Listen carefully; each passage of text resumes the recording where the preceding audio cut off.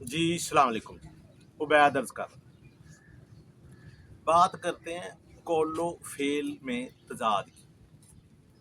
اللہ تعالیٰ کہتا ہے کہ وہ کہتے کیوں ہو جو کرتے نہیں۔ اچھا، اس کا سب سے پہلا اثر جو ہے نا وہ آپ کے کردار، نفسیات پر پڑتا ہے، آپ کی شخصیت پر پڑتا ہے۔ آپ کی شخصیت جو ہے نا وہ ڈیمیج ہو جاتی ہے۔ یہ جو جھوٹ بولنا ہے نا اور کولو فیل کا تضاد ہے کہ آپ زندگی میں کرتے کچھ ہو اور کہتے کچھ ہو، اور اندرون کھاتا آپ جو اعمال کرتے ہو وہ کچھ اور ہے۔ اس میں نا آپ کی شخصیت جو ہے نا وہ ڈیمیج ہو جاتی ہے، نفسیاتی طور پہ آپ کو بہت زیادہ نقصان ہوتا ہے۔ آپ کریکٹر تو خیر رہتا ہی نہیں۔ یہ راستہ جو ہے نا یہ جہنم کا راستہ ہے، گناہوں کا راستہ۔ آپ کفر کر لیں، ایک ہوتا ہے مومن جو اللہ تعالیٰ پر ایمان لاتا ہے، اللہ تعالیٰ قانون فطرت پہ عمل کر کے، قانون فطرت اور ہے اور قانون اللہ اور ہے۔ قانون فطرت یہ ہے کہ آپ محنت کرتے ہیں بہتر صحیح طریقے سے تو آپ کو کامیابی ملتی ہے۔ جیسے آپ وہ یہ جو فصل اگاتے ہیں، جو بہتر محنت کرتے ہیں، جیسے یہ انگلینڈ نہیں نیوزی لینڈ ہے تو ہالینڈ ہے۔ یہ نیوزی لینڈ میں خاص طور پہ گندم کی فصل کی اوسط بہت زیادہ ہے۔ جو ہالینڈ ہے ان کی مشینری جو وہ پھینک دیتے ہیں کوڑے میں وہ استعمال کرتے ہیں۔ اچھا، ان کی زمینیں ایسی زرخیز نہ ہونے کے باوجود ہم سے ان کی اوسط زیادہ ہے، اور ہماری جو ادھر فصل ہے وہ کم ہوتی ہے بنسبت ان کے۔ اس کی کیا وجہ ہے کہ وہ قانون فطرت پر ہم سے بہتر انداز میں عمل کرتے ہیں۔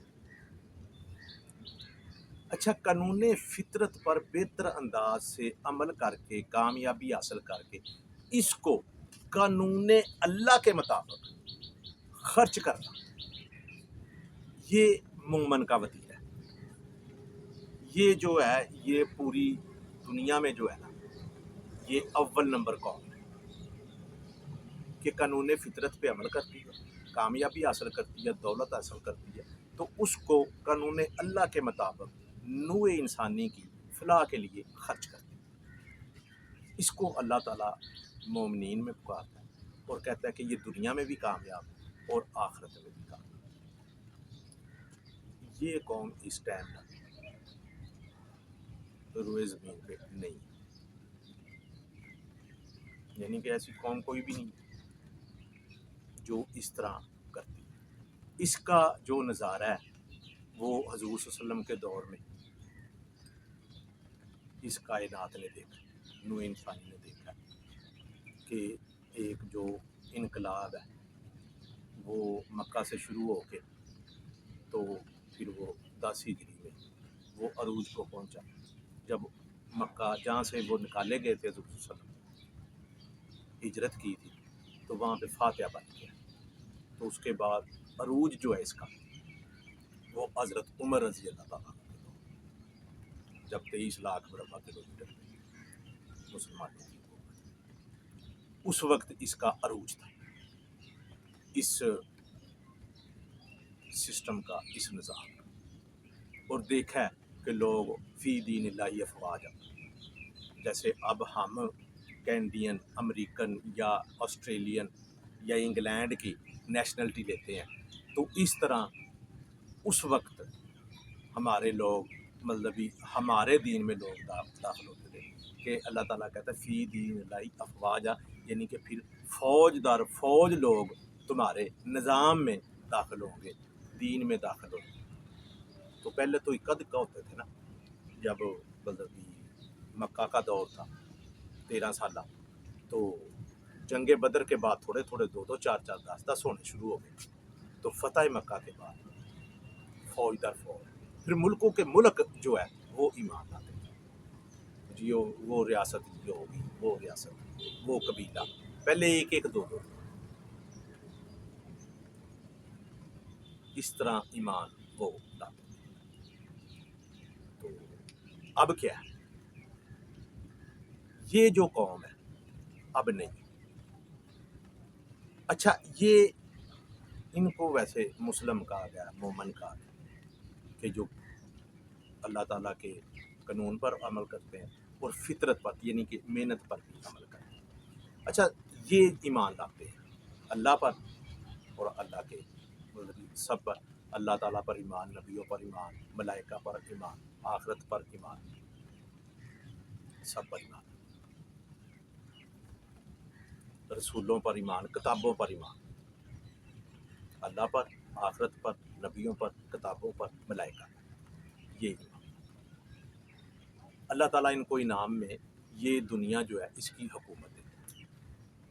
اچھا دوسرا نمبر آ جاتا ہے کہ جو قانون فطرت پر عمل کر کے دولت حاصل کر لیتے ہیں، لیکن اللہ تعالیٰ ان کو اللہ تعالیٰ کے قانون کے مطابق اس کو وہ خرچ نہیں کرتے. اس کو وہ کفر کہتے ہیں. اللہ تعالیٰ کہتا ہے یہ کفر ہے کہ ایک قانون پر عمل کر لیا، دولت اکٹھی کر لی اور اس کو خرچ نہیں کیا اللہ کے قانون کے مطابق، تو یہ کفر ہے. لیکن ان کو ان کے کیے کا جو محنت کی ہے اس کا جو نذرانہ ہے، اس کا جو اجر ہے وہ اس دنیا کی صورت میں ملتا ہے. اس دنیا کی صورت میں جو پہلی ہے تو اس کو تو ملتا ہے نا، آخرت میں بھی جنت مل جاتی ہے. تو اس میں پھر آخرت کا ان کا تعلق نہیں رہتا، لیکن دنیا میں وہ کامیاب ہے. یہ جو وہ ہیں، یہ جو آپ اب کہہ لیں مغرب ہے، جیسے وہ عمل کر رہے ہیں، جاپنیز ہیں، مذہبی جو بھی آپ کہہ لیں، ہو سکتا ہے ان کے اعمال ایسے ہوں کہ اللہ تعالیٰ ادھر آگے بھی ان کو دے دے. لیکن بادی النظر میں دیکھنے میں وہ جاپنیز کی تو عادت بھی بہت اچھی ہے، ان کی نیچر بھی بہت اچھی ہے، وہ لڑتے نہیں ہیں، کسی کو تنگ نہیں کرتے ہیں، اور اللہ تعالیٰ نے ان کو مذہبی وہ محنت بھی کرتی ہے، ایمانداری میں بھی بہت بنا. یہ جو ہیں کرسچین، یہ جو مذہبی یہ نصارہ ہیں اور یہود و نصارہ، انہوں نے جو حاصل کیا ہوگا سارا کچھ، لیکن یہ بے ایمانی کرتے، یہ بات بھی صحیح نہیں کرتے. لیکن اللہ تعالیٰ یہ کہتا ہے کہ ان کو مل جائے گا ادھر جو یہ چاہیے. اچھا ایک تیسری جو اللہ تعالیٰ کہتا ہے کہ یہ منہ سے ایمان لاتے، زبان سے ایمان لاتے، نہ یہ محنت کرتے، ان کو اللہ تعالیٰ ظاہر ہے منافقین کہتا ہے. نہ یہ دنیا کے نہ یہ آخرت. اب یہ آپ خود اندازہ لگا لیں کہ یہ کون ہے اس ٹائم دنیا میں. یہ آپ خود ہی اس کا نتیجہ نکالیں کہ یہ کون ہے. ہونا تو یہی چاہیے کہ یہ جو قول و فعل کا تضاد ہے، کہنا کچھ کرنا کچھ، منافقت، یہ آپ کو جہنم میں لے جا کے چھوڑ دے.